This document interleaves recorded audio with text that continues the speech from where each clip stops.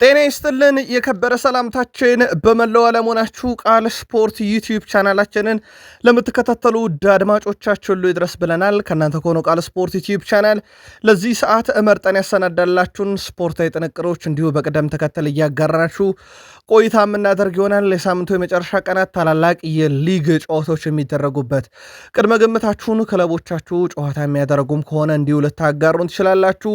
ውድ ቤተሰቦቻችን እኛ በመረጃ ሰዓታችን አስቀድመን የተወሰኑ የሀገር ቤት መረጃዎችን እናደርሳችኋለን። በአውሮፓ ዙሪያ ትልልቆቹን ሊጎች ትልልቆቹን ክለቦች እንዲሁ መርጠን ለእናንተ ውድ አድማጮቻችን እናደርሳለን።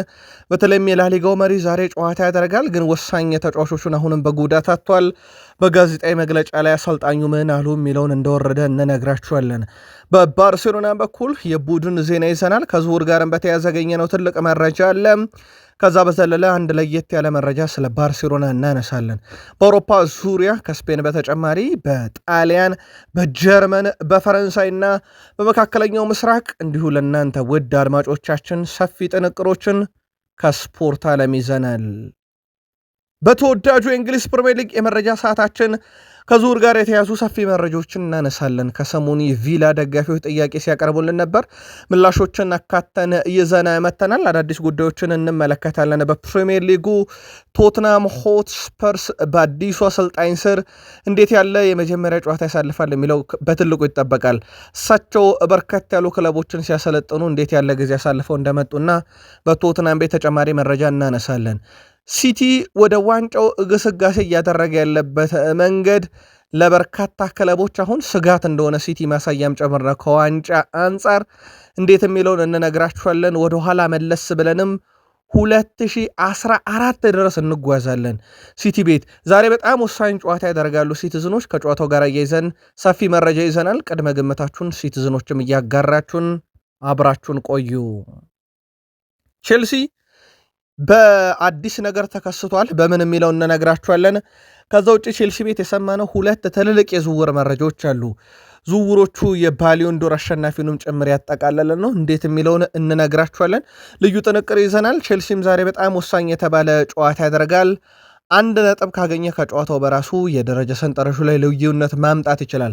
ተጨማሪ መረጃዎችን ይዘናል። በቼልሲ በኩል የቼልሲ ደጋፊዎች እንደ ሁል ጊዜው ሀሳብ አስተያየታችሁን ስታጋሩን በጨዋታውም ዙሪያ ቅድመ ግምታችሁን ላኩ። አብራችሁን ቆዩ። በሊቨርፑል የመረጃ ሰዓታችን ተጫዋቹ ጉዳት ማስተናገዱ ተረጋግጧል። በዚህ ምክንያት ወደ ክለቡ ሊቨርፑል ይመለሳል። የቡድኑን አምበል ቨርጅል ቫንዳይክና የቡድኑን ቁልፍ ሰው እናነሳለን፣ ሳላን። ሰፊ ጥንቅር ይዘናል። ለሊቨርፑልም ደጋፊዎች የሊቨርፑልም ደጋፊዎች እንደ ሁል ጊዜው እስከ ፕሮግራማችን ፍጻሜ ቆዩ። ኦፕታ አሁንም የአውሮፓ ቀዳሚው ክለብ አርሰናል ነው እያለ ይገኛል። የዚህ ቀዳሚ ክለብ ቁልፍ ተጫዋችን ቡካዮ ሳካንም የተመለከተ ልዩ ጥንቅር አሰናድተናል ለአርሰናል ደጋፊዎች። ከዛ በዘለለ ቀጣይ ቡድኑን በአምበልነት ይምራልን እየተባለ የሚገኘውና ሜዳ ውስጥ ሲኖር ሁሉን ነገር እየሰጠ ነው እየተባለ ከትችት ነፃ የሆነውን ዴክላን ራይስን የተመለከተ ልዩና ሰፋ ያለ ጥንቅር ይዘናል። የቡድኑ አዲስ ከፈረሙት ውስጥ ወይም በዚህ ዓመት ክለቡን ከተቀላቀሉት ውስጥ ደግሞ ኤብሪቼ ኢዜን እናነሳለን። የሰሜን ለንደን ደርቢ ጨዋታ ጋር በተያዘ ተጨማሪ ቡድን ዜና ካነሳን በኋላ በአርሰናል በኩል የአንድ ሰው ስንብት መነጋገሪያ ሆኗል። እንዴት በዚህ ሰዓትስ ይህ ስንብት ሊመጣ ቻለ የሚለው ደግሞ ትልቁ መነጋገሪያ ጉዳይ ነው። ከዛ በተጨማሪም የዝውውር ጉዳይን በተመለከተ ተጨማሪ መረጃዎችን ለአርሰናል ይዘናል። የአርሰናል ደጋፊዎች እስከ ፕሮግራማችን ፍጻሜ ሀሳብ አስተያየታችሁን እያጋራችሁን አብራችሁን ቆዩ። ዩናይትድ ሰኞ ነው ጨዋታ የሚያደርገው። እስካሁን ረፍት ላይ እንዳለ ይታወቃል። ቡድኑ የሰኞ ጨዋታን በተመለከተ ተጨማሪ ጥንቅሮችን እናነሳለን። 2026 ግን ለዩናይትድ አልጋ ባልጋ የሆነበት ጊዜ ይመስላል። ጉዳት ላይ ያለው ፓትሪክ ዶርጉ፣ የቡድኑ ወቅታዊ ወሳኝ ተጫዋች ዲያጎ ዳሎን ጨምሮ ልዩ ጥንቅሮችን እናነሳለን። ከዛ በዘለለ በማንቸስተር ዩናይትድ ላይ ይወሰዳል ከተባለው እርምጃ ጋርም በተያዘ በርካቶች ምልከታዎቻቸውን እያጋሩ ይገኛሉ። እኛም ተጨማሪ መረጃዎችን በጉዳዩ ላይ ይዘን መተናል። በማንቸስተር ዩናይትድ በኩል ከጉዳዩ ጋር በተያያዘ ይወሰናል የተባሉትን ማለት ነው። አጠቃላይ በዩናይትድን በኩል አብራችሁን ስትቆዩ ተጨማሪ መረጃዎችን ይዘናል። ነኝም ብቻ አይደለም ሌሎችንም ተከታተላላችሁ። ላይክ፣ ሰብስክራይብ፣ ሼር አድርጉን። የሳምንቱ መጨረሻ ጨዋታዎች ዙሪያ ስለ ክለቦቻችሁ ቅድመ ግምታችሁን እንዲሁ በሀሳብ መስጫ ሳጥናችን ላይ ላኩልን። ላይክ ካረጋችሁን ለእኛ በብዙ ይጠቅመናል። ሁላችሁም ላይክ እያረጋችሁ ከእኛ ጋር ቆዩ ብለናል። በድጋሚ መልካም ቆይታ ተመኘን። በሀገር ቤት እንጀምር። በሀገር ቤት አንድ ተጫዋች እናንሳ። በኦማን ሊግ እየተጫወተ የሚገኘውን ከነአን ማርከንን እናንሳ። ክለቡ ትላንትና በኦማን ሊግ 3-0 በሆነ ውጤት ድል አድርጓል። አልሸባብ አል ካቡሩን ነው 3-0 ያሸነፈው። ታዲያ ሶስቱንም የማሸነፊያ ግቦች ኢትዮጵያዊው ከነአን ማርከነ ከመረብ በማሳረፍ ሃትሪክ መስራት ችሏል። ድንቅ የሚባል ጉዞን እያሳለፈ ይገኛል። ተጫዋቾቻችን ከሀገር ውጭ ወጥተው ሲጫወቱ ደግሞ ብዙ ነገርን አዳብረው ነው የሚመጡትና ይሄ 7000 ብር ይሸጥ ለተባለው መለያችን ይልቅ እንደዚህ አይነት ጥራት ያላቸውን ተጫዋቾች ማፍራቱ ለብሔራዊ ቡድናችን ሞር ጠቃሚ ሞር ውዱ ብሔራዊ ቡድን እንዲኖረን ያደርጋልና እንደዚህ አይነት ሂደቶች ይበል የሚያሰኝ ነው። ከነአን ማርከነ በእርግጥ በኢትዮጵያን ፕሪሚየር ሊግ በነበረ ሰዓት ላይ በጣም አስደናቂው ተጫዋች እንደነበረ ምንም ጥርጥር የለውም። ትላንትና ደግሞ ሃትሪክ መስራት የቻለበት ምሽት ነበረ ማሳለፍ የቻለው። ወደ ባህር ማዶ ስፖርታዊ ጥንቅሮቻችን ተሻገር። ከስፔን ላሊጋ እንጀምር። ትላንትና በስፔን ላሊጋ አንድ መርሃ ግብር ተመለከትን። የ25ኛ ሳምንት መርሃ ግብሩ ደግሞ በቢልባኦ እና በኤልቼ መካከል የነበረ ጨዋታ ነው። ጨዋታውን አትሌቲኮ ቢልባኦ 2-1 በሆነ ውጤት ድል አድርጓል። የቢልባኦን ሁለት የማሸነፊያ ግቦች ሁለቱንም 64ኛውና 89ኛው ደቂቃ ላይ ጉርዜታ ነበረ ከመረብ ማሳረፍ የቻለው። ለእንግዳው ቡድን ኤልቼ ከሽንፈት ያልታደገች ብቸኛ ግብ አንድሬ ሲልቫ 69ኛው ደቂቃ ላይ እንደዚሁ ከመረብ ማሳረፍ ችሏል። የስፔን ላሊጋ በነገራችን ላይ ዛሬም ቀጥለው ይካሄዳሉ። ሪያል ሶሴዳድ ከሪያል ኦቪድ፣ ሪያል ቤትስ ከሪዮ ቫይካኖ፣ ኦሳሱና ከሪያል ማድሪድ፣ አትሌቲኮ ማድሪድ ከኢስፓኞል ጨዋታቸውን ያደርጋሉ። በተለይም የኦሳሱናና የሪያል ማድሪድ ጨዋታ በትልቁ ይጠበቃል። ጨዋታው ለተጨማሪ መረጃዎችን እናንሳ ውድ ቤተሰቦቻችን። የኦሳሱናና የሪያል ማድሪድ ጨዋታ ምሽት 2:30 በኢትዮጵያን ሰዓት አቆጣጠር ዛሬ የሚደረግ መርሃ ግብር ነው። ኦሳሱናን እናስቀድም። ባለሜዳውን 11 ድል 7 አቻ 10 ሽንፈት በዚህ ዓመት አስተናግዷል። ሪያል ማድሪድ በዚህ ውድድር ዓመት 27 ድል 3 አቻም 7 ሽንፈት አስተናግዷል። ኤስታዲዮ ኤል ሳዳር ላይ ነው ዛሬ ጨዋታው የሚካሄደው በኦሳሱና ሜዳ። ኦሳሱና በመጨረሻ 5 ጨዋታ ሽንፈት አልገጠመውም። 3ቱን ድል አድርጎ 2ቱን አቻ ወጥቷል። ሪያል ማድሪድ በአንጻሩ ከመጨረሻ 5 ጨዋታ 4ቱን ድል አድርጓል። የቤኔፊካ ሽንፈት ብቻ በሽንፈት ደረጃ ይጠቀሳል። ሁለቱ ክለቦች የእርስ በርስ ግንኙነት ታሪክ ብናይ ሪያል ማድሪድ 63 ጊዜ ረቶታል ኦሳሱና 13 ጊዜ 20 ጊዜ አቻ ወጥተዋል። የመጨረሻ 4 ግንኙነታቸውን ነጥለን ከተመለከትን 3ቱን ሪያል ማድሪድ ሲያሸንፍ 1 ጊዜ አቻ ወጥተዋል። የመጀመሪያ ዙር ጨዋታ ቤርናቢዮ ላይ ሪያል ማድሪድ 1-0 በሆነ ውጤት ድል አድርጎ ነበረ። አሁን ሪያል ማድሪድ የስፔን ላሊጋ በ2 ነጥብ ልዩነት እየመራ ነው። ዛሬ ካሸነፈ የነጥብ ልዩነቱን 5 ያደርስና ለሪያል ማድሪድ በጣም ትልቅ ዋስትና፣ ባርሴሎና ደግሞ ጫና የሚያሳድሩበት ይሆናል። ዛሬ ምሽት 2:30 ኢስታዲዮ ኤል ሳዳር ላይ የሚደረገውን ጨዋታ ማን በበላይነት ይወጣዋል? ቅድመ ግምታችሁን አጋሩን። የላሊጋ መሪ ስለመሆኑ የተጠየቀው አርቢዮላ ቸልተኝነትና ዘና ማለት ከእንግዲህ የለብንም። እርግጥ ነው የላሊጋ የረጅም መንገድ ጉዞ አሁንም ለኛ እየሄድንበት ያለና የሚቀጥል ነው። ነገር ግን ከጉዟችን መዘናጋት አንፈልግም ሲል ተደምጧል። ከዚህ ጋር በተያያዘም በሱ በኩል ከተነሱ ሐሳቦች ውስጥ ቡድኑ ሁሉንም ጨዋታ የማሸነፍ ግዴታ እንዳለበት ከዚህ በኋላና የትኛውም ጨዋታ ለኛ የፍጻሜ ያክል ነው፣ አንደኛ መሆን ፈጽሞ የሚያዘናጋ አይደለም፣ የነጥብ ልዩነቱ በጣም ጥቂት ነው ሲል ተደምጧል። በእርግጥ አሁን 2 ነጥብ ነው። በዛሬው ዕለት ድል ካደረጉ ባርሴሎና እስኪጫወት ወደ 5 ግን ነጥቡን ማስፋት ይችላሉ። የሪያል ማድሪድ የመሃል ተከላካይ ዲያን ሁይሰን የጡንቻ ጉዳት እንዳጋጠመውም ክለቡ ይፋ አድርጓል። ይህንም ተከትሎ ዲያን ሁይሰን በጉዳት ምክንያት ከ5 እስከ 7 ቀናት ከሜዳ እንደሚርቅ ተረጋግጧል። ዲያን ሁይሰን ሪያል ማድሪድ ዛሬ ከኦሳሱና ጋር የሚያደርገውን ጨዋታ ጨምሮ ሪያል ማድሪድ ከቤኔፊካ ጋር የሚያደርገው የመልስ ጨዋታ የጥሎ ማለፍ በቤርናቢዮ የሚደረገው የስቴዲየሙ ጣራ ተዘግቶ የሚደረገው ጨዋታ ያመልጠዋል ተብሏል። በቡድን ዜና ማለት ነው።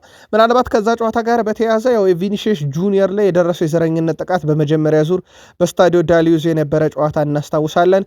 ከዚህ ጋር በተያያዘ አልቫሮ አርቢዮላ ጆዜ ሞሪኒዮ አንድ ተጫዋች ስህተት ሲሰራ በዘረኝነት መልኩ ጥቃት መድረሱን ለመከላከል የሄዱበትን መንገድ በጣም አዝኛለሁ ብሏል አርቢዮላ። ምክንያቱም ቪኒሺየስ ጁኒየርን እንደዚህ ብለ መደነስ ነው ለዚህ ሁሉ የዳረገ ብለው መናገራቸው ከሳቸው ያልጠበቁት ነው።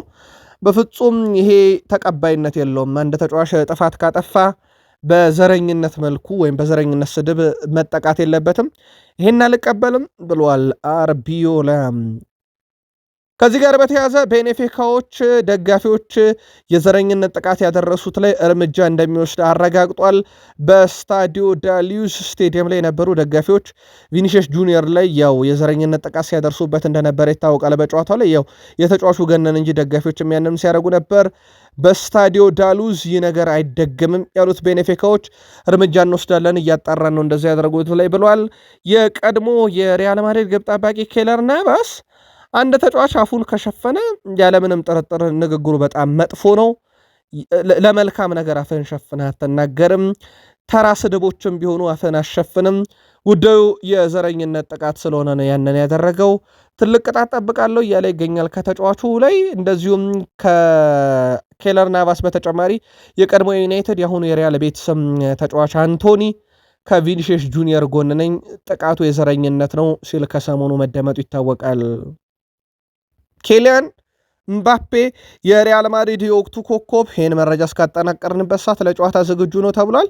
ኬሊያን ምባፔ ጋር በተያያዘ በነገራችን ላይ በአውሮፓ ሻምፒዮንስ ላይ በጣም የሚፈልጉት ሰዓት ነው ሪያል ማድሪዶች። ተጫዋቹ ዘንድሮ ደግሞ በምርጥ ብቃቱ ላይ ነው የሚገኘው። የቤርናቢዮ ጨዋታ ውጤት ማስጠበቅ ብቻ በቂ ነው። 1-0 እየመሩ ስለሆነ ዘንድሮ በአውሮፓ ሻምፒዮንስ ሊግ 14 የግብ አስተዋጽኦ አለው። 13 ግብ 1 አሲስት ቀዳሚ ነው። በነገራችን ላይ በግብ አስተዋጽኦም በጎል ብዛትም ግብ ሊሆኑ የሚችሉ ሙከራዎችን በመሞከር ወደ 9.19 ነው። ተጨማሪ 4 ግቦችን አስቆጥሯል እንደማለት ነው። 45 ሙከራ አድርጓል፣ ቀዳሚ ነው። በርካታ ኢላማውን የጠበቀ ሙከራ 24 ቀዳሚ ነው። 26 የግብ ዕድል ፈጥሯል፣ ቀዳሚ ነው።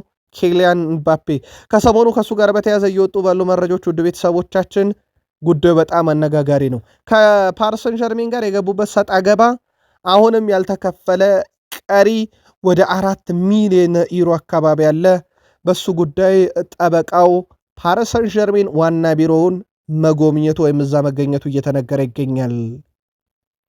ቲዮ ዋልኮት ከሰሞኑ እንግዲህ ከአውሮፓ ሻምፒዮንስ ሊግ ምሽት ጋር በተያዘ በቤኔፊካ ስቴዲየም ነበረና ሀሳቡን ቸገረ ነበረ ከአውሮፓ ሻምፒዮንስ ሊግ ጋር በተያዘ። ለመሆኑ ይህ ሪያል ማድሪድ በአውሮፓ ውስጥ ከሚገኙ ምርጥ ቡድኖች ውስጥ አንዱ የሆነው እንግሊዝ ቢመጣ ስንተኛ ሆኖ ሊያጠናቅቅ ይችላል ተብሎ ተጠይቆ 8ኛ ሆኖ ያጠናቅቃል። ከዛ በላይ እንግሊዝ ውስጥ ማጠናቀቅ ለሪያል ማድሪድ ይቸግራል፣ እንግሊዝ ከባድ ነው እያለ ይገኛል። በነገራችን ላይ ክብደትን ካነሳን ደግሞ አትሌቲክ በዓለማችን ላይ ለአሰልጣኞች ከባድ የሆነ ቡድን እንዲሁ ሪያል ማድሪድ ነው ብሏል።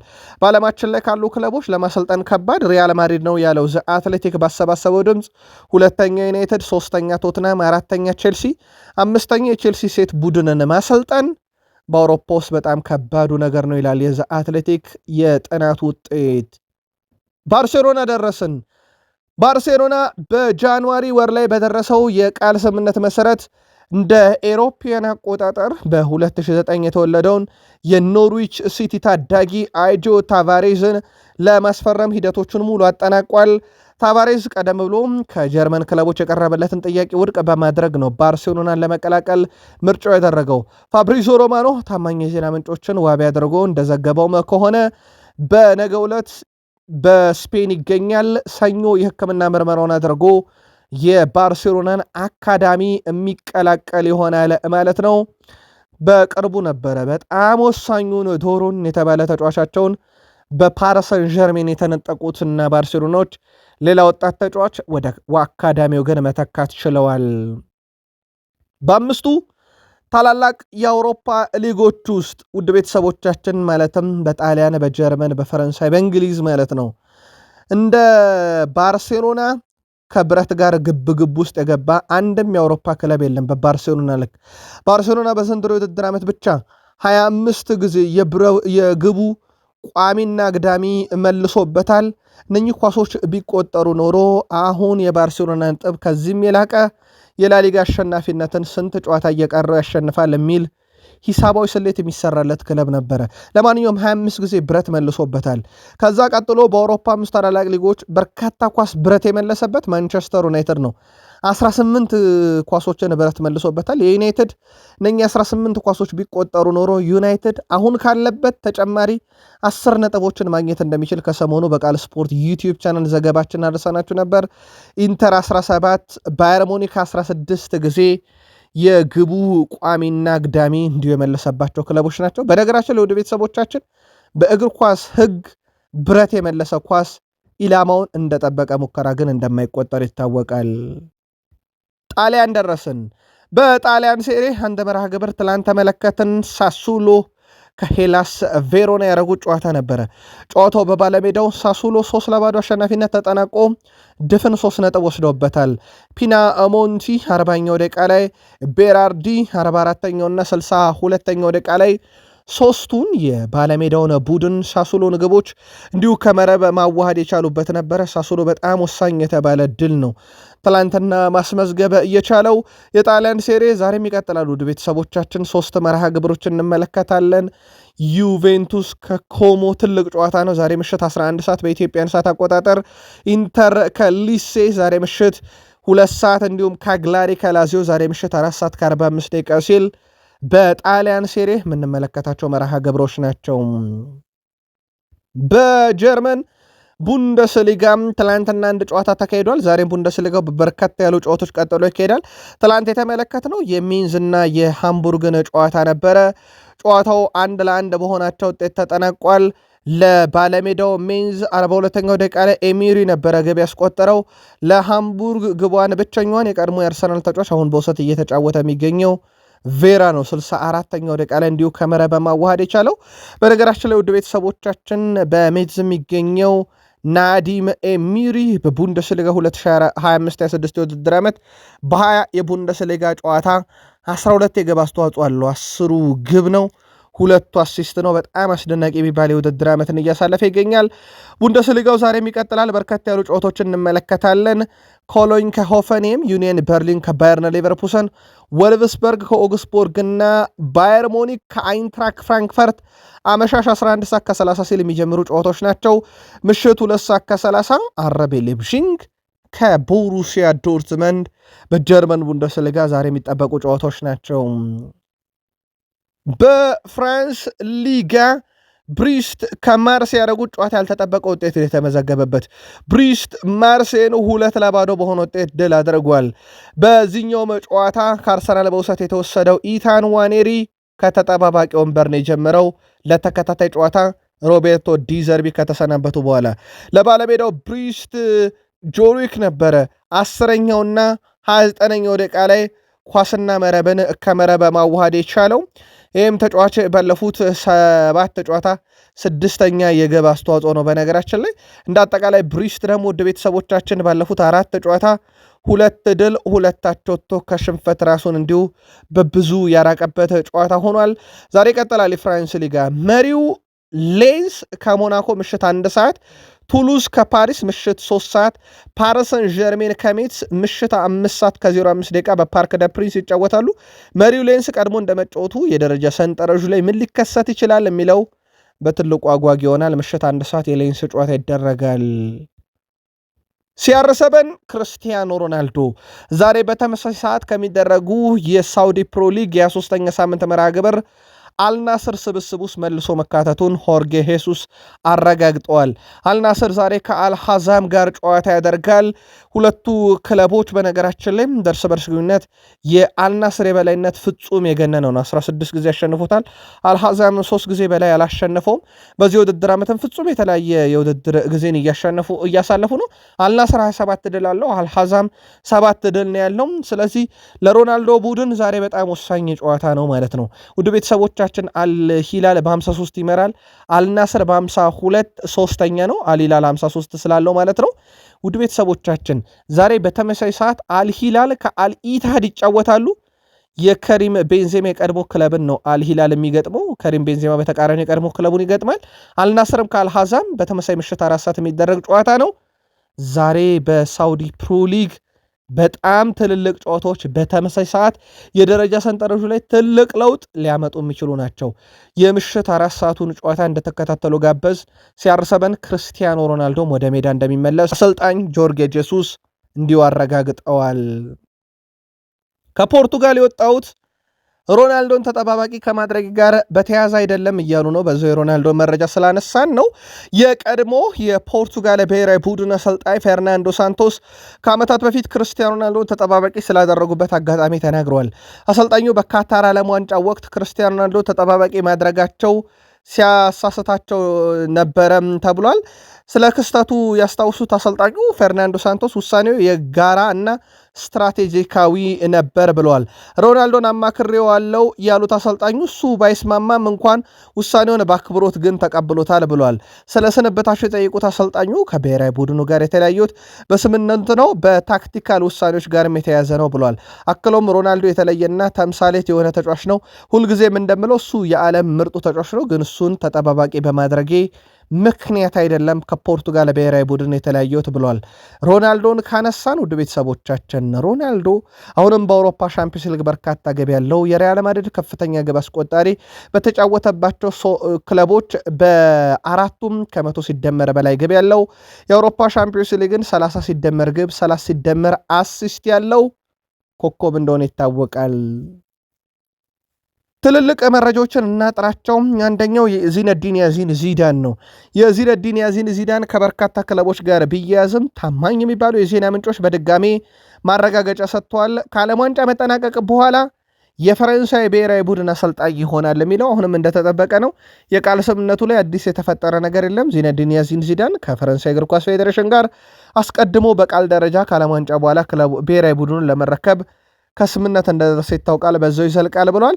ሌላው ከኔይማር ጁኒየር ጋር በተያያዘ ነው። ኔይማር ጁኒየር በቀጣይ ዲሴምበር ወይም ደግሞ በፈረንጆቹ ዲሴምበር 2026 ላይ ጫማውን ሊሰቅል እንደሚችል አረጋግጧል። ስለዚህ በቀጣይ ኮንትራቱ የ1 ዓመት ነው። በዚህ 1 ዓመት ኮንትራት ውስጥ ለዓለም ዋንጫ ራሱን ማዘጋጀት በተቀሩት ጥቂት ወራት ውስጥ ከዛ የብራዚል ሊግን ማጠናቀቅ ነው። ከዛ በኋላ ጫማውን ይሰቅላል። ይህ በተያዘው እቅድ መሰረት ነገሮች ካልተለወጡ በዚሁ የጸና ይሆናል ሲል ተደምጧል። ከሰሞኑ የፊፋው ፕሬዝዳንት ዣን ኢንፋንቲኖ ራሱ ፊፋ እንደ ተቋም የአውሮፓ እግር ኳስ ማህበር እንደ መሪ አሌክሳንደር ሴፌሪን ውዝግብ ውስጥ ናቸው ያሉት። አሁን ደግሞ ውድ ቤተሰቦቻችን ዓለም አቀፉ ኦሎምፒክ ኮሚቴ በቦርድ አባልነት አባል የሆኑትን ዣን ኢንፋንቲኖ ላይ ምርመራ ከፍቻለሁ ብሏል። ምርመራ የተከፈተው ደግሞ ከሰሞኑ በአንድ ሂደት ላይ በአንድ ሁነት ላይ ዣን ኢንፋንቲኖ ታደመው ነበረ። ዣን ኢንፋንቲኖ የታደሙት ደግሞ የአሜሪካውን ፕሬዚዳንት በሚወድስ በሚያንቆለጳጵስ መልኩ ነው። ዩኤስ የሚል ኮፍያቸውን ከዛ የአሜሪካው ፕሬዚዳንት ዶናልድ ጄ ትራምፕ 45ኛውም 47ኛውም ፕሬዚዳንት መሆናቸውን በጽሁፍ የሚያመለክት ኮፍያን አድርገው ነው እሳቸው የተገኙት በቦታው ላይ። ዣን ኢንፋንቲኖ ገለልተኛውን የዓለም አቀፍ የእግር ኳስ የበላይ ጠባቂ ፊፋን እየመሩ በፖለቲካ ውስጥ ተዘፍቀዋል። በጋዛም ጉዳይ እጃቸው አሁን መግባት ጀምሯል። እኚህ ሰው ስለ ገለልተኝነታቸው ጥያቄ ያለኝ ያለው ዓለም አቀፉ የኦሎምፒክ ኮሚቴም ምርመራ አድርጌ ከቦርድ አባልነት አሰናበታቸዋለሁ እያለ ይገኛል። ቪየትናም ዓለምን አስገርማለሁ ብላለች። ቪየትናም ዓለምን የምታስገርመው ደግሞ በግዙፍ ፕሮጀክት ነው።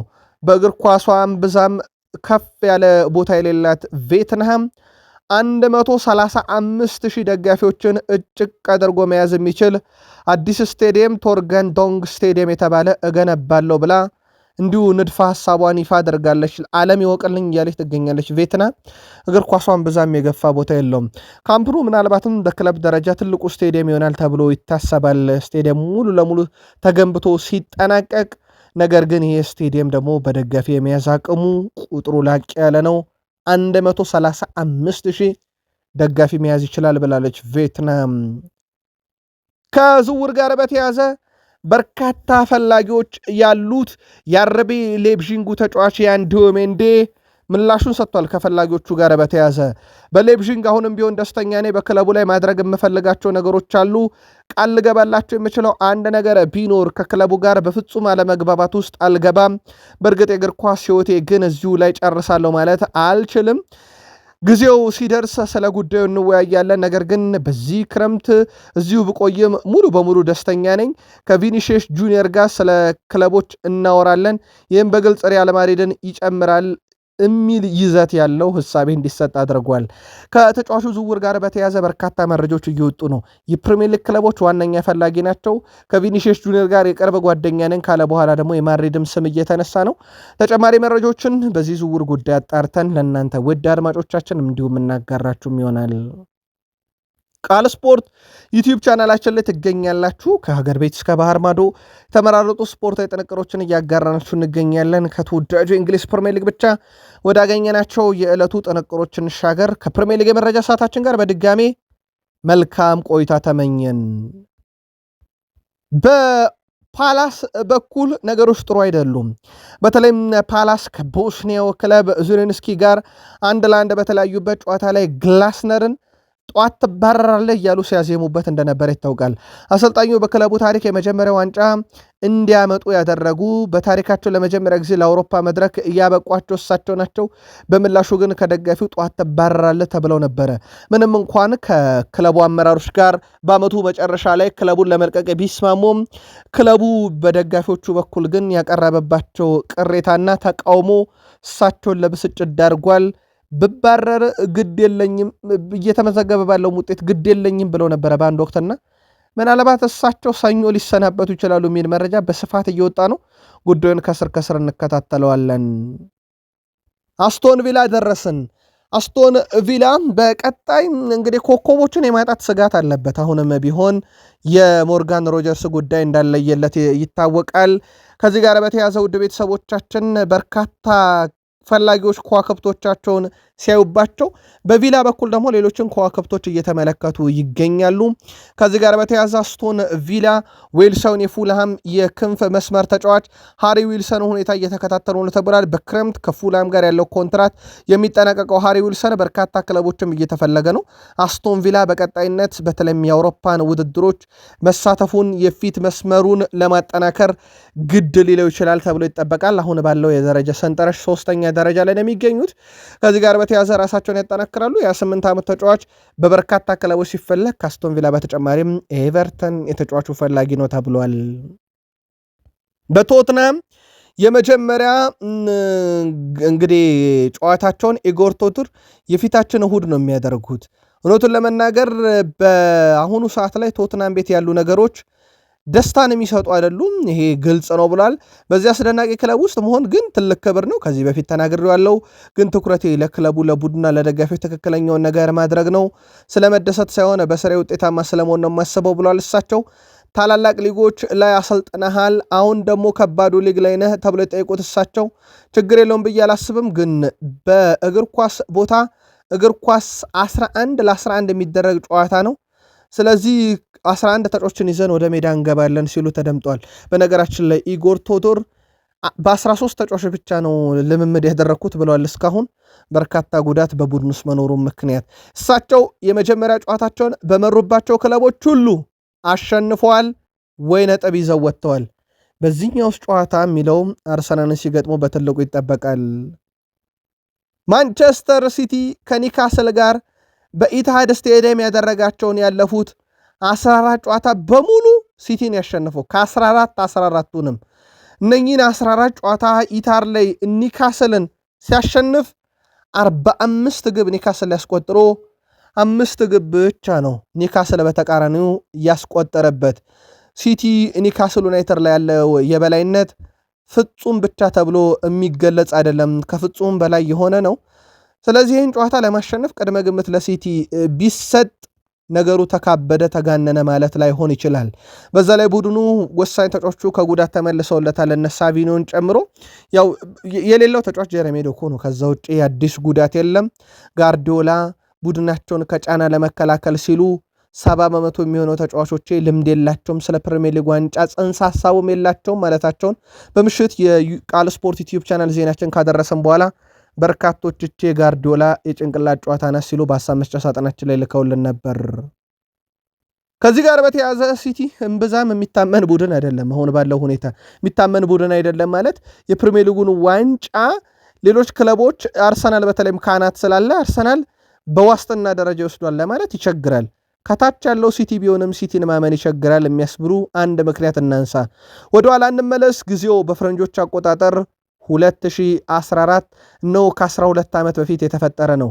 ውድ ቤተሰቦቻችን ፕሪሚየር ሊጉ በወቅቱ በርከት ያሉ ክለቦች 35ኛ ሳምንት ላይ ሲደርሱ ሲቲ በወቅቱ 33ኛ ሳምንት ላይ ነበረ። በወቅቱ ቀሪ ጨዋታ ነበረው። ሲቲ 71 ነጥብ ነበረው። ሊቨርፑል 80 ነጥብ ይዞ ይመራ ነበር። በሁለቱ መካከል የ9 ነጥብ ልዩነት ነበረ እንደማለት ነው። ሲቲ ሁለት ቀሪ ጨዋታን ይዞ ማለት ነው። በአመቱ መጨረሻ ብታምኑም ባታምኑም ሲቲ ያንን ውጤት ቀልብሶ በ86 ነጥብ የፕሪሚየር ሊጉ ሻምፒዮን፣ ሊቨርፑል በ84 ነጥብ ሁለተኛ፣ ቼልሲ በ82 ነጥብ ሶስተኛ ሆኖ አጠናቀዋል። ያንን ያየ ደጋፊ ከ12 ዓመት በፊት ሲቲን እንዴት ሊያምነው ይችላል በአሁኑ የሚለው ትልቁ አሳሳቢም ጉዳይ ሆነባቸው ለሌሎች ክለቦች። እንዲህ አይነት የሲቲም ልምድ ይመስላል። እሳቸው ግን 70% ክለቤ ልምድ የለውም እያሉ ይገኛሉ። በዛሬው ዕለት ምሽት 5 ሰዓት ነው ጨዋታውን የሚያደርጉት ከኒካስል ዩናይትድ ጋር ኢታር ላይ ነው። ሲቲ በዚህ ውድድር ዓመት በአጠቃላይ 28 ድል 6 አቻ 7 ሽንፈት፣ ኒካስል ዩናይትድ በዚህ ውድድር ዓመት 19 ድል 9 አቻ 14 ሽንፈት አለው። በሲቲ በኩል የመጨረሻ 5 ጨዋታ 4 ድል 1 አቻ ከቶትናም ጋር። ኒካስል ዩናይትድ ባለፉት 5 ጨዋታ 3 ድል 2 ሽንፈት፣ በተለይም የመጨረሻ 3 ጨዋታ በድል የተጠናቀቀ ነው። ሲቲ ኒካስልን 81 ጊዜ ረቷል። ኒካስል ሲቲን 72 ጊዜ ረቷል። 41 ጊዜ ወጥቷል። የመጨረሻ 4 ግንኙነታቸውን ነጥለን ብንመለከት ውድ ቤተሰቦቻችን ሲቲ 3 ድል ሲያደርግ ኒካስል 1 ድል አድርጓል።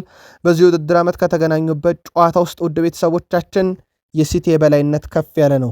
ኢታር ላይ መጨረሻውን ጨዋታ በካራባው ካፕ 3-1 አሸንፏቸዋል። ለፍጻሜ የደረሱበት ነው። ሲቲ ዛሬ ጨዋታውን ድል የሚያደርግ ከሆነ ከአርሰናል ጋር ያለውን የነጥብ ልዩነት ዝቅ ማድረግ የሚችለው እስከ 2 ድረስ ነው። አርሰናል በእርግጥ ነገ ቀሪ ጨዋታ እንደሚያደርግ ይታወቃል። ጆሴፍ ፔፕ ጋርዲዮላ ስለ ዋንጫው ግድ የለኝም እያሰብኩ ያለሁት ሐሳቤ ሁሉ አእምሮ ውስጥ ያለው ኒካስል ዩናይትድ ብቻ ነው ብለዋል። 12 ጨዋታ እየቀረን ስለ ፕሪሚየር ሊግ ዋንጫ እናስብም ያሉት ሲቲዎች ዛሬ ከኒካስል ዩናይትድ ምሽት 5 ሰዓት ይጫወታሉ። ቅድመ ግምታችሁን በሐሳብ መስጫ ሳጥናችን ላይ ላኩልን። ቼልሲ ዘንድሮ ለየት የሚያደርገው ነገር በመለያው ፊት ለፊት ላይ ያለ አጋር ድርጅት ነው እስከ 26ኛ ሳምንት እየተጫወተ የሚገኘው። ይሄ የእንግሊዙን ግዙፍ ክለብ በአመት ሊያገኘው የሚችል ረብጣ ሚሊዮን ዶላር ወይም ረብጣ ሚሊዮን ፓውንዶችን እንዲያጣ ሊያደርገው ይችላል። ምንም ጥያቄ የለውም። አሁን ግን በተቀሩት 12 ጨዋታ ላይ ከአንድ አጋር ድርጅት ጋር ስምምነት ፈጸም ያለው እናም እስከ ውድድር ዓመቱ መጨረሻ ድረስ በቼልሲ መለያ ፊት ለፊት የአጋር ድርጅት አርማ ይኖራል ተብሎ ይጠበቃል። ከዚህ ጋር በተያያዘ ስለ አጋር ድርጅቱ ቼልሲ በተቀሩት 12 ጨዋታ ከዚህ አጋር ድርጅት ምን አይነት ስምምነት ፈጸመ የሚሉ ተጨማሪ መረጃዎችን እያጣራን ነው። በእርግጥ የእጅጌ አጋር ድርጅት ከስምምነት ደርሶ ካለፉት ጥቂት ወራት ጀምሮ ገቢ እያገኘበት እንደሆነ ይታወቃል። በነገራችን ላይ በእግር ኳስ ዓለም ከ3 ነጥብ ባልተናነሰ ገቢም በጣም ወሳኝ ነገር ነው። ምክንያቱም ክለቦች ጤናማ ገቢ ከሌላቸው ያ 90 ደቂቃ ለፍተው ያመጧትን 3 ነጥብ እንደሚቀጡና በቅጣት ሊያጧት እንደሚችሉ ይታወቃልና የፋይናንስ ወይም የገንዘብ አቅም ለአንድ ክለብ ህልውናም ነው። ለአንድ ክለብ ዋንጫ በቀጥታ ዋንጫውን ባይገዛም በተዘዋዋሪ ግን ለዋንጫ ማግኘት ምክንያት እንደሆነ ይታወቃል። ከዝውውር ጋር በተያያዘ ትልልቅ መረጃዎችን አግኝተናል። ቼልሲ ቤት በነገራችን ላይ አሁን ፓሪሰን ጀርሜን ቤት ትልቅ ውጥረት አለ በኦስማን ዴምቤሌ እና በክለቡ መካከል። የባሎን ዶር አሸናፊው በተለይም ባለፈው ሳምንት ከተሸነፉ በኋላ እንደ ቡድን እየተጫወትን አይደለም ብሎ የቡድን አጋሮቹን ኮረፈ በኋላ ሉዊስ ኤንሪኬ ደግሞ የቡድን አጋሮቹን የመናገር መብት የለውም ብለው ምላሽ መስጠታቸው ይታወቃል። ይህም ውጥረቱን አባብሶታል እየተባለ ነው። ከዚህ ጋር በተያያዘ ተጫዋቹ ልቡ ከሸፈተና ከፓሪሰን ጀርሜን ከተለያየ ምርጫው የክለቦች ዓለም ሻምፒዮኖቹ ሰማዮቹ የምዕራብ ለንደኑ ክለብ ቼልሲ ነው የሚሉ ታማኝ የዜና ምንጮች አረጋግጠዋል ከወደ ፈረንሳይ። እናም ወደ ፕሪሚየር ሊግ ከተቀላቀለ ምርጫው ያለምንም ጥርጥር ቼልሲ ነው እየተባለ ነው።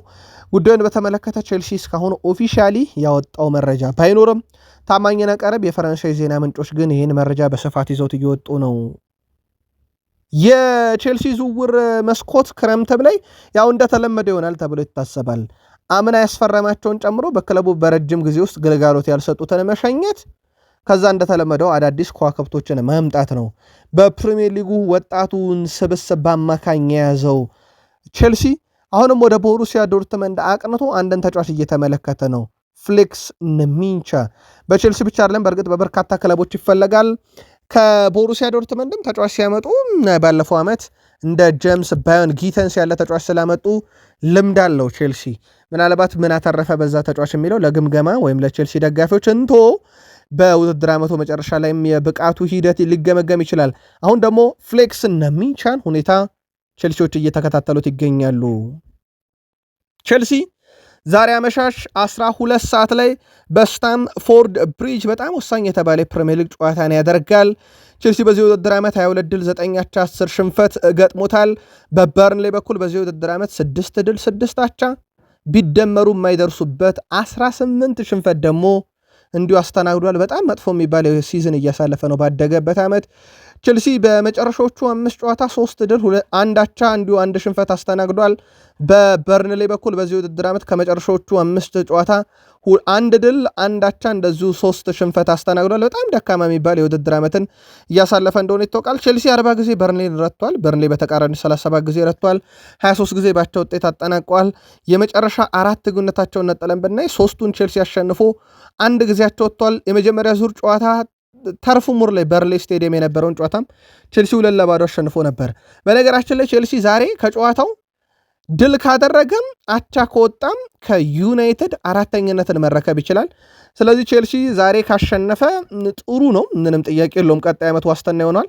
አቻም ከወጣ ግን 4ተኝነትን ከዩናይትድ ይረከባል። ጨዋታው ምሽት 12 ሰዓት ሲል በኢትዮጵያን ሰዓት አቆጣጠር ዛሬ ይደረጋል። ቅድመ ግምታችሁን በሐሳብ መስጫ ሳጥናችን ላይ ያጋሩን።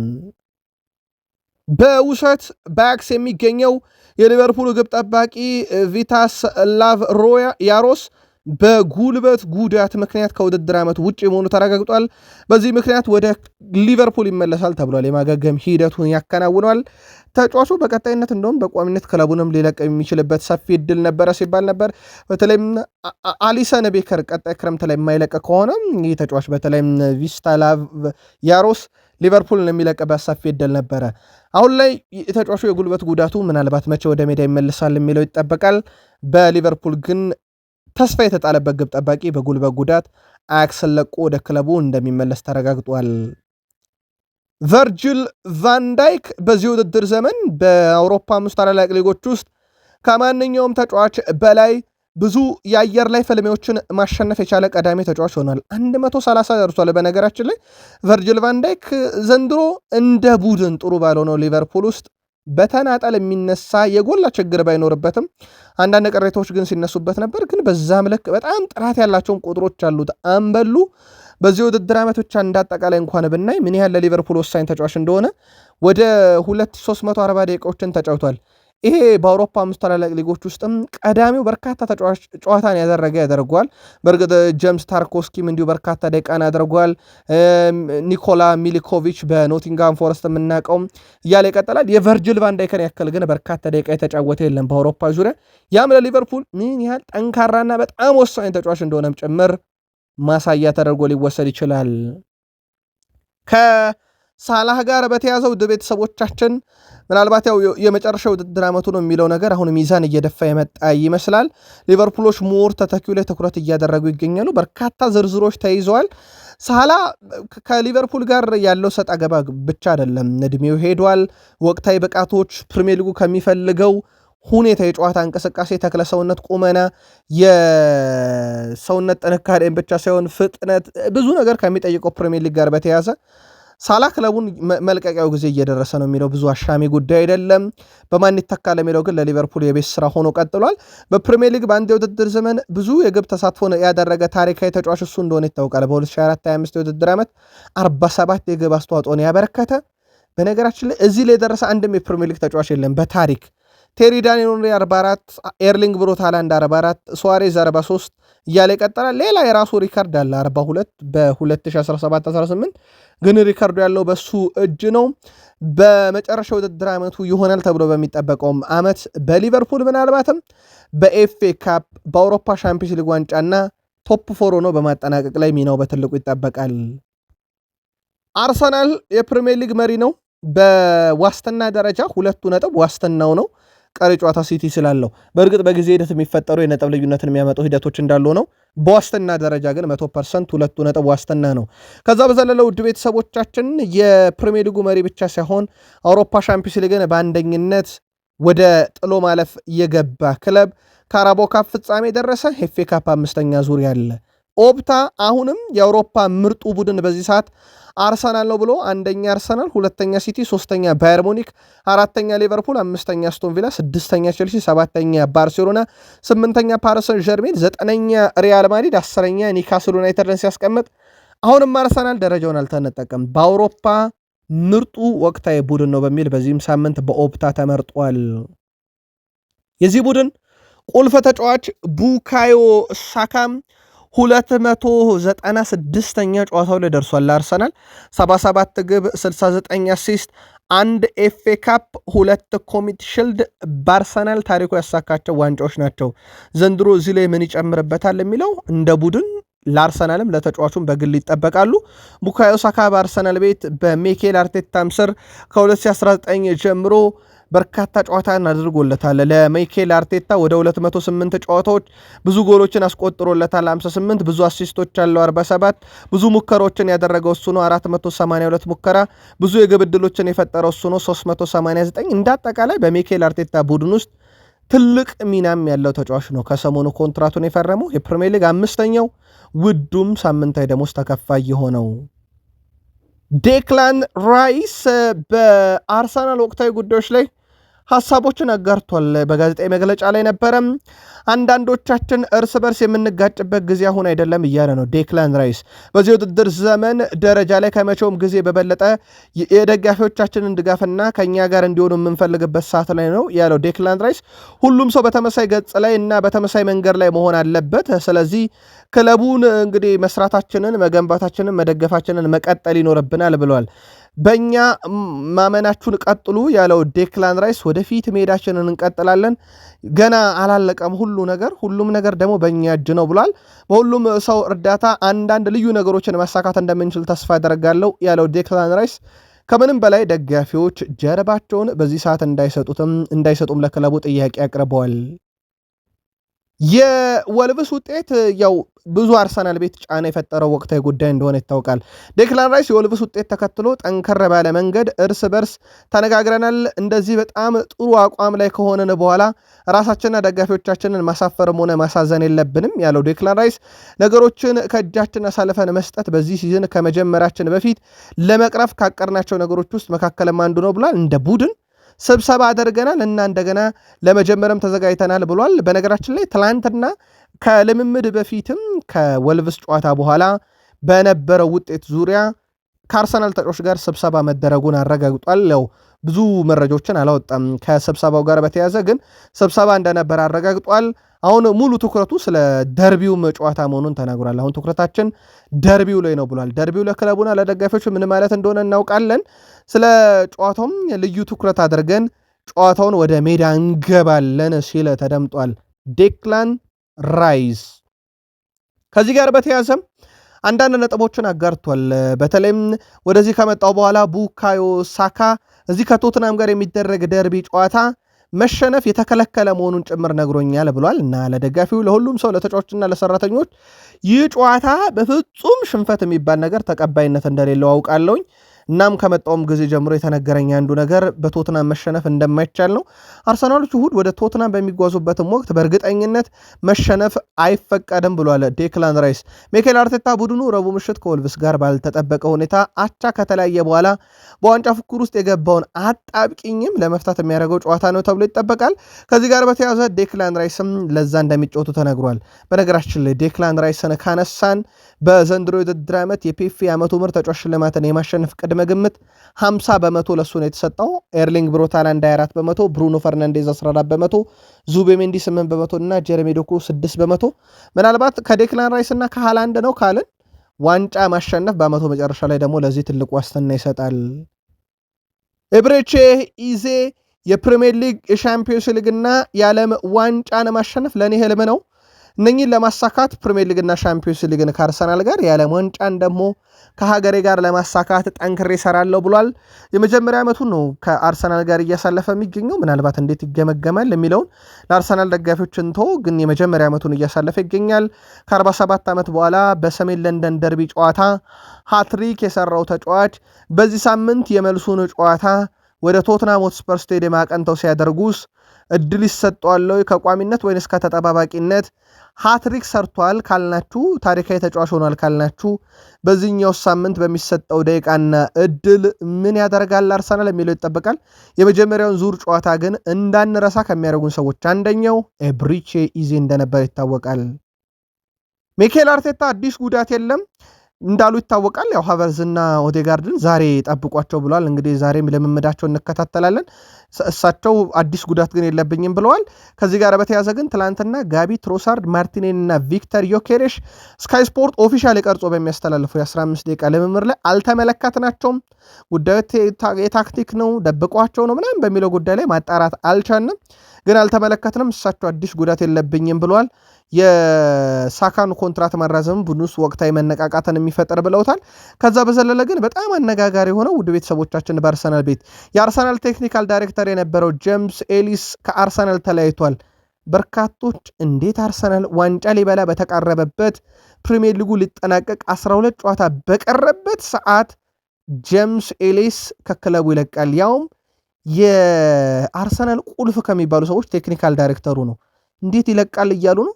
በርካቶች እንደ ኩብለላም ጭምር እየቆጠሩት ይገኛሉ። በጣም አነጋጋሪውም ስንብት ሆኗል። ዩናይትድ ደረሰን። ማንቸስተር ዩናይትድ 2026 ጃንዋሪ 1 ብሎ ከገባበት እስከ ፌብራሪ 21 ድረስ በፕሪሚየር ሊግ 15 ነጥቦችን ሰብስቧል። በፕሪሚየር ሊግ ይሄ ቀዳሚ ክለብ ያደርገዋል። ምናልባት የዩናይትድ ደጋፊዎች 2025 በሲዝኑ የመጀመሪያ ዙር ላይ የጣሉት ነጥብ በተለይም በሩበን አሞሪም ስር እንዲቆጩ የሚያደርግበት ምክንያት አንዱ ሁለተኛ ሲዝን ላይ ከተሻሻሉበት መንገድ አንጻር በፕሪሚየር ሊግ አሁን የት ይገኙ ነበር የሚለው ነው። በዛውም ልክ ደግሞ ሌላ እንቅፋት የሆነባቸው የግቡ ቋሚ የግቡ አግዳሚ እንደሆነ በባርሴሎና የመረጃ ሰዓት አንስተን ነበር። ዩናይትድ በርካታ ሙከሮችን እንግዲህ ብረት መልሶበታል። የነኛ ብረት የመለሰበት ቢቆጠር ያው ተጨማሪ 10 ነጥብ እንደሚያገኝም ነግሬያችሁ ነበር። አሁን ላይ ታዲያ የፕሪሚየር ሊጉ ቀዳሚ ክለብ ሰኞ ደግሞ ከኤቨርተን ጋር ጨዋታ ያደርጋል። ሰኞ ያንን ጨዋታ ዩናይትድ ካሸነፈም አቻ ከወጣም 10ኛ ተከታታይ ጨዋታ ይሆናል ከሽንፈት አልባ ጉዞ። በእርግጥ ቼልሲ ዛሬ ድል የሚያደርግም ከሆነ አቻ የሚወጣ ከሆነ ደረጃውን ይነጥቀዋልና ለዩናይትድ ግን በቀላሉ የሚታይ ጨዋታ አይደለም። የማንቸስተር ዩናይትድ ዋና አሰልጣኝ ማይክል ካሪክም የኤቨርተን ጨዋታ አስቸጋሪ እንደሚሆን ገልጸዋል። ዴቪድ ሞይስ ጥሩ አሰልጣኝ ነው፣ ከሱ ቡድን ጋር መጫወት ሁልጊዜም አስቸጋሪ ነው ሲል ተደምጧል ማይክል ካሪክ። አክሎም ለእኛ አዲስ ፈተና ነው፣ በጉጉት የምንጠብቀው ጨዋታም ነው ብለዋል። ማሻሻል ያሉብን ነገሮች አሉ፣ ነገር ግን ጥሩ አስተሳሰብና ጥሩ መሰረት አለን፣ ቡድኑ በዛ ላይ እንገነባለን ብለዋል። ሜሰን ማውንት ወደ ሜዳ ለመመለስ መቃረቡን የገለጹት ማይክል ካሪክ ዴይሌት ግን ትንሽ ይዘገይብናል ብለዋል። ምናልባት የሰኞ ጨዋታ ላይ ሜሰን ማውንት ከተጠባባቂ ወንበር ሊጀምር የሚችልበት እድል ግን ሊኖር ይችላል ተብሏል። ያው የዩናይትድ ደጋፊዎች እምብዛም በጉጉት ይጠብቁታል ተብሎ አይታሰብም። ምክንያቱም አመቱ ያለ ሜሰን ማውንት ነው እየተወሰነ የሚገኘው። በእርግጥ በነበረባቸው ጥቂት ጨዋታዎች ላይ ድንቅ ነበር፣ ግን አመቱን አብዛኛውን የወሰነው ዩናይትድ ያለሱ ስለነበረ እምብዛም በጉጉት የሚጠበቅ አይነት ተጫዋች አይደለም። ግን ከጉዳት ይመለሳል። ለስኳድ ዴብዙ በጣም ወሳኝ ነው። የቀድሞ የዩናይትድ አሰልጣኝ ናቸው ዴቪድ ሞይስ። በተቃራኒው ሰኞ ምሽት ዩናይትድ በሄል ዲክሰን ስቴዲየም እሳቸውን ቡድን ሄደው የሚፋለም ይሆናል። ፓትሪክ ዶርጉ ከጉዳት ለማገገም ጥሩ መሻሻል እያሳየው እገኛለሁ ብሏል። ከዚህ ጋር በተያዘም በርከት ያሉ የዜና ምንጮችም በተጫዋቹ ዙሪያ ላይ በዚህ ሳምንት በካሪንግተን እንግዲህ መለስተኛ የሚባሉ እንቅስቃሴዎችን እያደረገ ነው፣ በስልጠናም ላይ እየተሳተፈ ነው ተብሏል። ዶርጉ ከክለቡ የሕክምና ባለሙያዎች ጋርም በትጋት እየሰራ መሆኑ ሲረጋገጥ በወጣለት የማገገሚያ ዕቅድ መሰረትም ቢሆን ተጫዋቹ በጥሩ ሁኔታ እያገገመ ነው ተብሏል። ምናልባትም በቀጣይ ወር መጀመሪያ አካባቢ ለማንቸስተር ዩናይትድ ወደ ጨዋታ ይመለሳል ተብሎ ይታሰባል። እስኪጎዳ ድረስ የፕሪሚየር ሊግ የሳምንቱ ምርጥ ተጫዋች፣ የፕሪሚየር ሊግ የወሩ ምርጥ ተጫዋች እጩ ውስጥ በተደጋጋሚ የሚገባ በጣም አስደናቂ ግብም አስቆጣሪ ዘመናዊ ተከላካይ ማድረገውት ነበረ፣ በተለይም ማይክል ካሪክ። ሌላኛውን ተከላካይ እናንሳ፣ ዲያጎ ዳሎ። ብሩኖ ፈርናንዴዝ በእርግጠኛነት በሊግ ውስጥ ካሉ ምርጦቹ ነው። ይህ ሐቅ ነው የሚለው ዲያጎ ዳሎ ዝም ብሎ የራስን አስተያየት የሚሰጥበት ወይም የግለሰብ አስተያየት እንኳን የሚሰጥበት ነገር ቢሆን በእርግጠኝነት ስለ ብሩኖ የሚተች ያለ አይመስለኝም። የማይታመን ብቃት የሚያሳይ ተጫዋች ሲል አወድሶታል፣ አንቆለጳጵሶታል። አብሬያቸውም ከተጫወትኩት ውስጥ ብሩኖ ሚጌል ፈርናንዴዝ ለእኔ ልዩ ነው ብሏል። ቀጥሎም ክርስቲያኖ ሮናልዶ፣ አንቶኒ ማርሻል፣ ፖል ፖግባ እና ፔፔም ምርጥ ነበሩ ብሏል። ለሱ ግን ብሩኖ በጣም የተለየው ተጫዋች መሆኑን ተናግሯል። በተለይም በማንቸስተር ዩናይትድ እያደረገ ያለው ነገር በሚደግፉትና በሚወዱት ብቻ ሳይሆን በገለልተኞችም ጭምር ሊመሰከርለት የሚችል ነው ብሏል። ዲያጎ ዳሎ በካዜሜሮን ጉዳይ ሀሳቡን ሲያጋራ ካዜሜሮ በጣም ዝምተኛ ነው፣ ነገር ግን ሁሉንም ነገር በጸጥታ የሚያደርግ በጣም ብልህና ልምድ ያለውም ተጫዋች ሲል አወድሶታል። ከሁሉ በላይ ከምመኛቸው ነገሮች አንዱ የሚለው ደግሞ ዲያጎ ዳሎ ማንቸስተር ዩናይትድን በድጋሚ እዛ የቀደመ ክብር ላይ መመለስ ነው ብሏል። እኔ የሚያነሳሳኝ ነው አርሰናልን ድል አድርገን ወደ ቤት ስገባ ይህ ክለብ ትልቅ መሆኑን ባለቤቴም ጭምር እነግራኛለች። ለምን ቢባል ባለፉት 2 ወይም 3 ዓመታት በአገሪቱ ውስጥ ምርጥ የተባሉ 2 ቡድኖችን ነው በተከታታይ ያሸነፍ ነው። ደግሞም ያሸነፍ ነው በአመርቂ ብቃት ነው። አንዳንድ ጨዋታዎችን ታሸንፋለ፣ ነገር ግን በጨዋታው በሙሉ የበላይ ሆነ ስታሸንፍ ይለያል ብሏል። ማንቸስተር ዩናይትድን ወደ ቀደመ ክብሩ በመመለስ ውስጥ ግን የራሴን ድርሻ ማሳረፍ ፈልጋለሁ ብሏል። በኮቢ ሜኖም ጉዳይ ላይ ሀሳቡን አጋርቷል። ኮቢ ሜኖ በሩበን አሞሪም ስር በዛ መንገድ ማለፉ ለተነሳሽነት ጠቅሞታል ብሏል። ወደ ዋናው ቡድን ሲመጣ አውቀዋለሁ፣ ያኔ እንዲህ አልነበረም፣ ትንሽ ልጅ ነበር። አሁን ግን ልምድ አለው፣ ጥንካሬ ያለው፣ አስተሳሰቡ ተቀይሯል። ምናልባት በሩበን አሞሪም ስር ያለፈበት መንገድ ጥሩ ባይሆንም ለመነሳሳት ግን ጠቅሞታል ሲል ተደምጧል። ከሰር ጂም ራትክሊፍ ጋር በተያዘ ውድ ቤተሰቦቻችን ኤፍኤው ማጣራት እያደረገ እንደሆነ ይታወቃል። ኤፍኤው ኦፊሻል መግለጫ አላወጣም። ነገር ግን ቅርብ የሆኑ ለእንግሊዝ ምንጮች ሰር ጂም ራትክሊፍ ከቅጣት ሊያመልጡ ይችላሉ እየተባለ ነው። ምናልባት እሳቸው ወዲያውን ወጥተው በማህበራዊ ሚዲያ ላይ ቅርታ መጠየቃቸው፣ ጉዳዩን ለማስረዳት ጥረት ማድረጋቸው፣ ማስተባበላቸው ዩናይትድ እንዲህ አይነት ቡድን አለመሆኑና ንግግራቸው ሁሉ እግር ኳሳዊ እንዳልሆነና ጉዳዩ የተናገሩበት መንገድ ከአውድ ውጭ እንደተወሰደባቸው ጉዳዩን የተናገሩበት መንገድም ከመንግስት ጋር በተያዘ በነበረ አንድ ስብሰባ ላይ ማንሳታቸው ብዙ ጠቅሰው ነገር ግን ኃላፊነት እንደሚወስዱና ይቅርታ መጠየቃቸው ይታወቃል። ይህን ታሳቢ ያደርጓል የተባለው ኤፍኤ ላይቀጣቸው ይችላል እየተባለ ነው። ጉዳዩን ለማጣራት ጥረት እያደረግን ነው። ኤፍኤው በስተመጨረሻም ሰር ጂም ራትክሊፍ ላይ ምን ይወስናል የሚለው በቀጥታ ውሳኔው ዩናይትድ ላይ በራሱ ተጽዕኖ ሊያሳድር ይችላል። በነገራችን ላይ ውድ ቤተሰቦቻችን ዩናይትድ ብራንድ የሆነ ክለብ ነው። ይሄ ዓለም አቀፍ ብራንድ ነው። ብራንድነቱ እንደ ክለብ ለዩናይትድ ይጠቅማል። እንግሊዝንም ደግሞ በዛው ልክ ይጠቅማታል። እንግሊዝ ከምትታወቅባቸው ነገሮች ውስጥ አንዱ ግዙፍ ክለቦቿ ናቸው። ከዚህ ውስጥ አንዱ ዩናይትድ ነው። ዩናይትድ ላይ የሚደረግ ቅጣትም ለእንግሊዝ እግር ኳስ በራሱ የራሱ ጣጣ ይኖረናልና ኤፍኤው ጉዳዩን በተለሳለሰ መንገድ ሊያዩ ይችላል እየተባለ ይገኛል።